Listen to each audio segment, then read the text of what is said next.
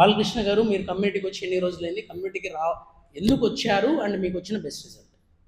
నేను కమ్యూనిటీకి వచ్చినది పాప కోసం వచ్చాను. ఓకే. వెయిట్ ఎక్కువ ఉందని ఈడ కమ్యూనిటీ చూసినాక నేను కూడా జాయిన్ అయినాను.